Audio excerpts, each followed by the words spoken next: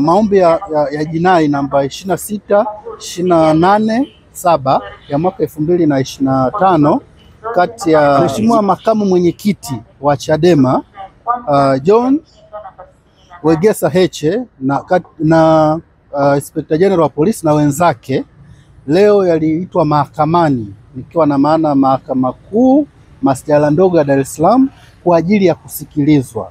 Sasa kama ambavyo tulitaarifu umma tarehe iliyopita kwamba upande wa wajibu maombi waliomba kuleta majibu yao, nikiwa na maana kiapo kinzani kujibu yale maombi ya mleta maombi, na ni kweli wameleta majibu na yalikuwa yametakiwa kuletwa sio zaidi ya jana tarehe 9 mwezi wa 11 2025, na walifanya hivyo, na sisi leo waliweza kutupatia nakala.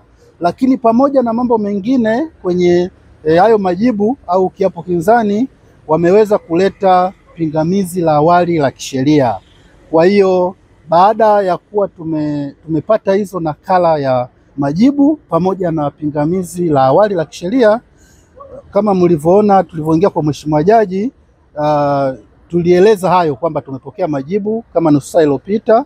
Sasa kutokana na mazingira yaliyokuwepo, pingamizi limeletwa muda mchache uliopita. Kwa upande wetu tukaona ni busara kwa faida ya mteja wetu tuweze kupata muda ili tujiandae tuje kufanya kile ambacho mteja wetu ametutuma kusikiliza, na mahakama sasa ipate nafasi ya kusikiliza pande zote na kutoa majibu ya pingamizi la awali pamoja na maombi kwa ujumla. Kwa ukweli kwa hizi siku mbili hatujaweza kufanikiwa, lakini kwa taarifa ambazo tunazo ni kwamba juzi na jana hali yake haikuwa mzuri na aliweza kufikishwa hospitali ya taifa Muhimbili kwa ajili ya matibabu zaidi. Kwa hiyo tukitoka hapa tutaweza kufuatilia zaidi ili kuona hali yake inaendeleaje, lakini kwa wakati wa siku mbili zilizopita hali yake haikuwa mzuri.